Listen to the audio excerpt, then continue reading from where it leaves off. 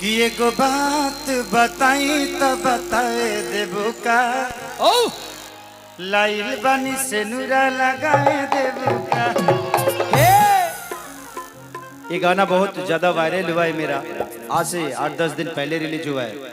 एक और गाना है कि कमर के कमाई खा के हो गई राजा।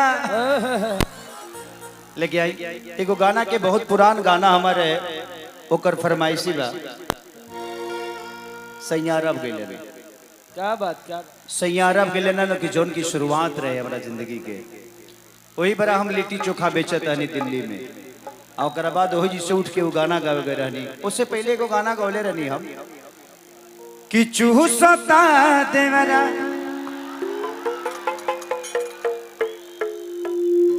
लॉलीपॉप चूसता आए हो गई, शांति मिल गई। हर दिनाक तो ही जिरल। अरे जाहो रे जगदेवा सुधर जो गजोदरा अरे दादा हो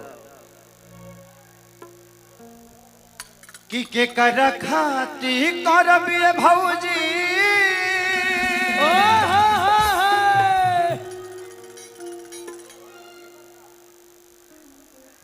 कि छोड़ी के गईले राजा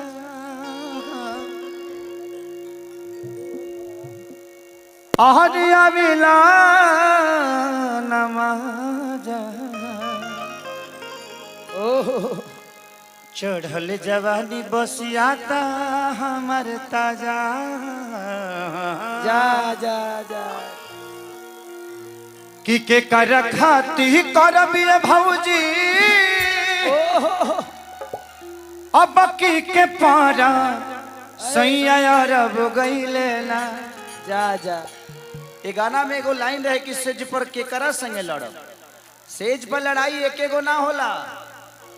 मेहरारू सन के जितना खीस होला नु उ सूते के बेरवे पर होला। 75 गो रउरमाई हिंग बोलले बड़ी यहाँ मरद के दोसर ताल जाता आउ कही कि बहिन हेंग कहतिया हमरवा घर से अगुता गइल बानी। अरे छोड़ ना काल बतिया लिए व्रत रहे देना सेम ते करे खानी करत तरी रे हमरा तो बुझाते नहीं के कि के कर खाती करबिए भौजी अब की के पारा सही अरब गईले तर जऊ अरब गईले तसे जी पर के कदा संगे लहरा सही अरब गईले किसी के पर के करा संगे लहरब सही अरब गईले ना। तसे जी पर के कदा संगे लहरा सही अरब गईले किसी के पर के करा संगे लहरब सही अरब गईले ना।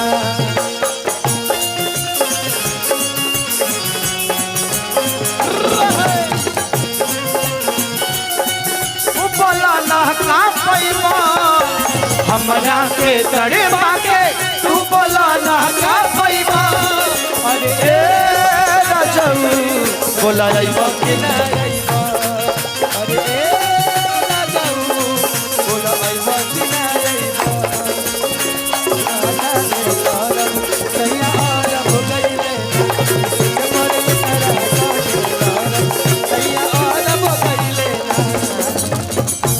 वाह कि डबल रजाई से भी जात नहीं खेजाड़ हो कि डह केला दहिया नहीं खो जाता है प्यार हो हाय हाय हाय कि डबल रजाई से न जाता है जार हो डबल रजाई से भी जाता ना जाए हो धकेला दहिया नहीं खो जाता प्यार हो धकेला दहिया नियरा खोजेला प्यार हो धकेला दहिया नहीं खो जाता प्यार धकेला दहिया नियरा खोजेला प्यार हो कि तू नाही रहबा जा जा जा के कोरा भारब सही अरब गईले ना। है हे पिया राजा चला तर जौअर बगैले ना तो से जिपर के करा संगे सैया और बगैले ना किसे जबर के करा संगे लड़ब सैया और बगैले ना किसे जबर के करा संगे लड़ब सैया और बगैले ना किसे जबर के करा संगे लड़ब सैया और बगैले ना किसे जबर के करा संगे लड़ब सैया और बगैले।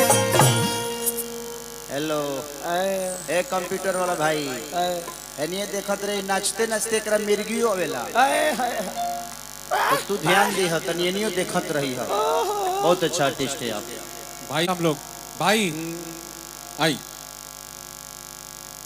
क्या बात हेलो हमारे जो 1 नंबर ब्लॉक में जो लोग बैठे हैं दर्शक सभी चेयर पर खड़े हो गए हैं जिसके वजह से पीछे के लोग देख नहीं पा रहे।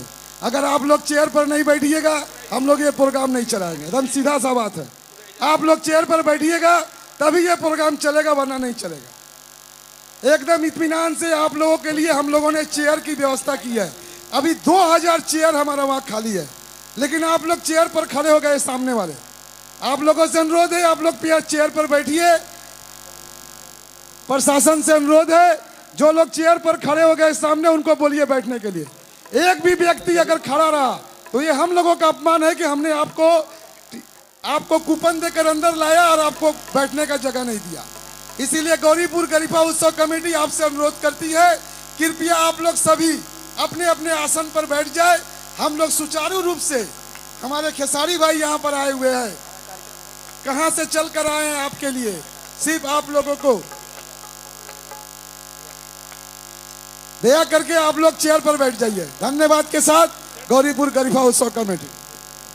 धन्यवाद श्री रामजी साहू जी, अक्षय यादव जी, बहुत बहुत धन्यवाद आप दोनों का।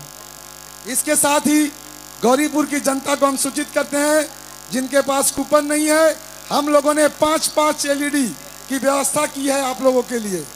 खेसारी जी का लाइव टेलीकास्ट LED के माध्यम से गौरीपुर चौमाथे पर, पानी टंकी के पास, केडी रोड में, गौरीपुर बाजार में और लाल दिघी चौमाथे पर चल रहा है। वहां भी आप लोग उनका आनंद ले सकते हैं।